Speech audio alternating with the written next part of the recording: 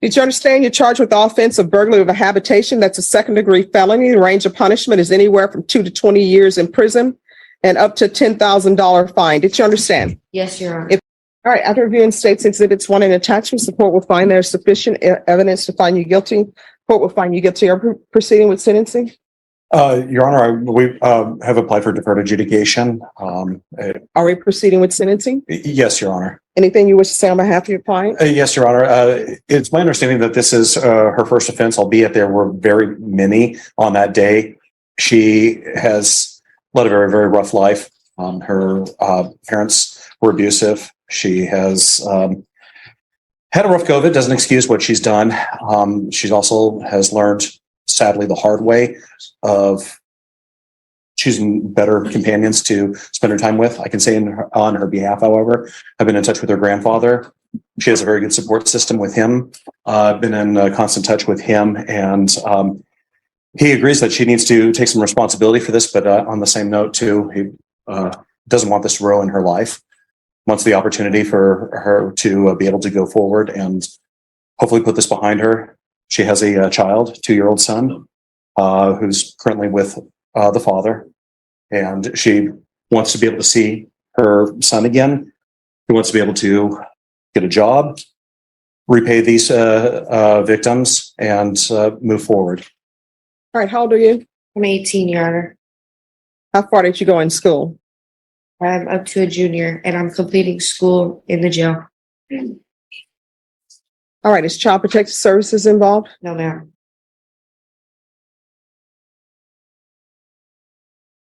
Any drug use? Yes, ma'am. What? Not currently, but marijuana, And what else? cocaine. And what else? That's it, Your Honor. All right. This is what the court is going to do. There's a $500 fine that will be probated.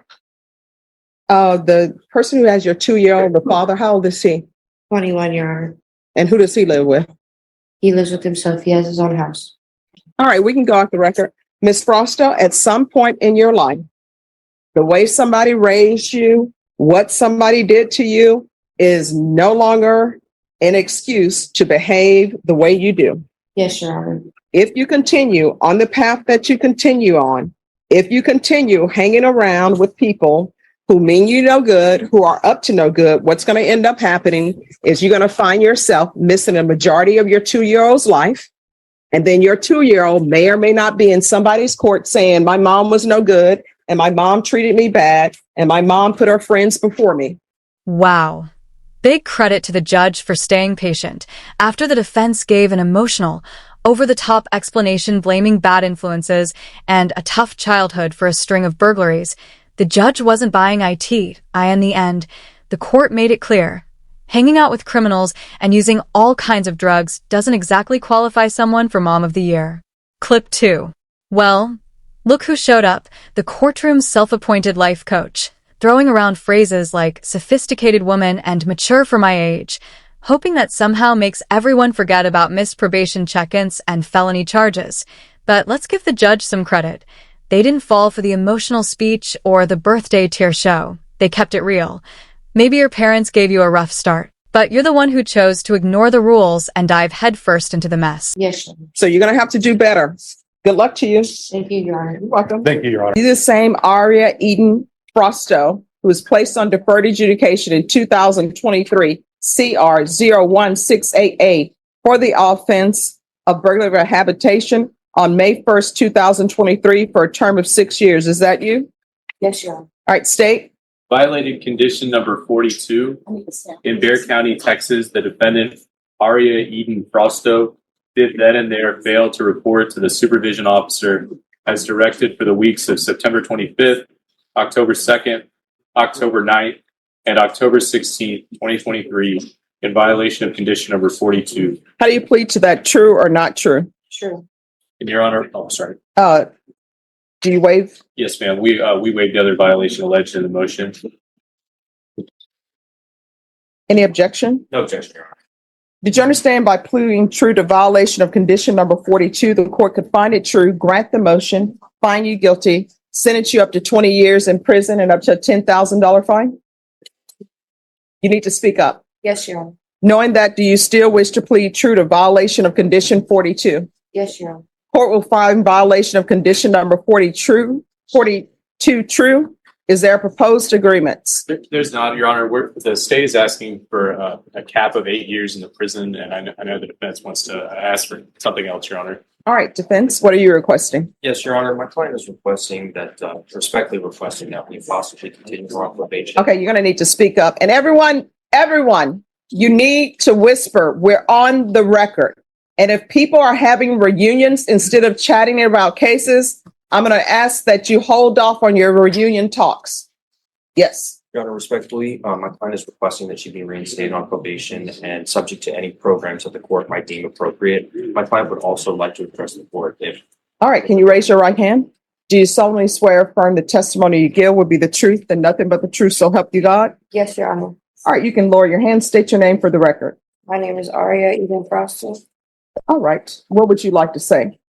I stand before you today to ask you to reinstate my probation and or give me a monitor to show you that I've matured since being 17. While being incarcerated, I have been working on my GED. I've also taken anger management courses, and I've had good behavior since being incarcerated and always try to behave myself even on the outside. For being only 19, I am very mature for my age, and I know I have a lot of potential. I also know my worth as a mother and a young woman. When it comes to being a hardworking, sophisticated woman, I plan on going to college when I am released. Also, to do is what I need to for probation. I have an interest in cosmetology and plan pursuing that as my career. I have a 3-year-old son that needs me at my best version of myself and looks up to me. I have 2 younger sisters, 14 and 13, that also look up to me as well. Since being incarcerated, I missed my son's 3rd birthday and my sister's 13th birthdays. They mean Okay, the world to me. let me stop you for a moment.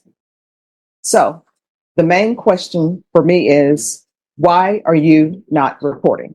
This whole thing about you missing your son's 3rd birthday and your sister's 13th birthday, that's all on you. So why are you not reporting? I had a very hard life growing up. I haven't had parents. I haven't known right from wrong most of my life. So let me ask you this. When is it your choices and it's not the fact that you had horrible parents? When does it become your choice? No, When you're 30? And then it's no longer, you can say, well, I had a bad childhood. My parents were horrible. My parents didn't raise me. I know you're not. So when does it stop being your parents' problem or your parents' fault? When is it because you're making choices? I've made very bad choices. No, I mean, my question is, how old are you now? 19. All right. So my question to you is, when is it, woe is me, my parents were horrible. When does it become, it's a choice you made? Here we go again. Another courtroom classic. A 19-year-old defendant still pointing fingers at her parents for not teaching her right from wrong. But let's be real. The judge nailed it.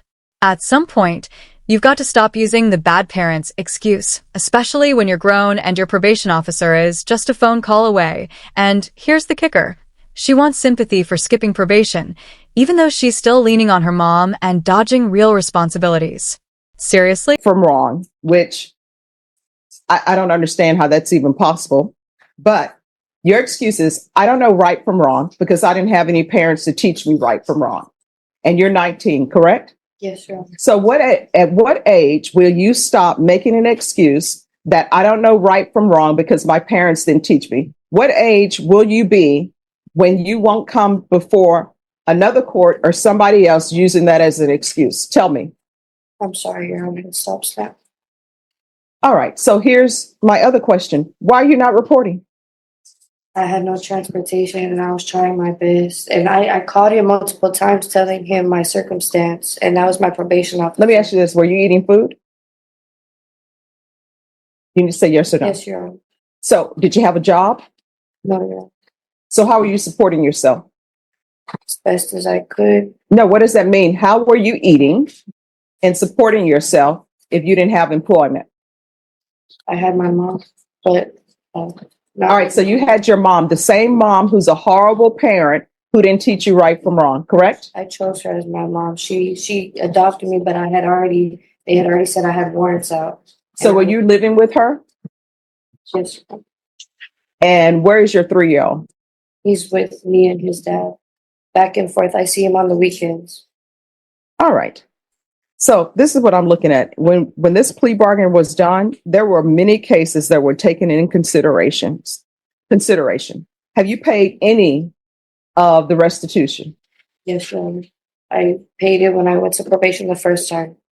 I was paying my probation fees were $80 a month, and my drug fees, and I never came out dirty. I mean, I just don't understand. You're not reporting. I don't understand that. I know this is your second motion to revoke. Yes, Your Honor. But So, I want I to mean- change that. I really do. I want to There- change that. All right. So I'm sorry, but you're not a good candidate for probation. Yes, Your Honor. I mean, this is your second time. You've been given chances. I don't think there's anything else that the court can do for you.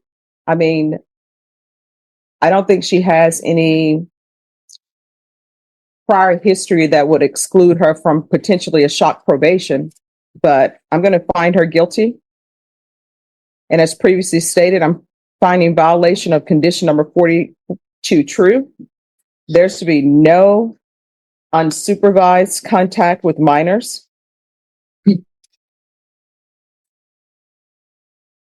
And I'm going to sentence her to 5 years in the prison. Give her credit for any time served. Probation, is there outstanding restitution? Judge, I don't have any restitution. Okay. All right, I'm going to show you what's entitled Trial Court Certification of Defendant's Rights to Appeal. Did you review that with your attorney? Did you understand it? Yes, Your Honor. All right, you do have a limited right to appeal, and that's as it relates to the allegations in the motion, not the fact that you are on deferred adjudication. Do you understand? Yes. All right, and I will tell you this, if we can go off the record, if you want me to consider shock probation, when you're at the prison, you had better be doing something to show me that you're making improvements and that you're internalizing the reason why you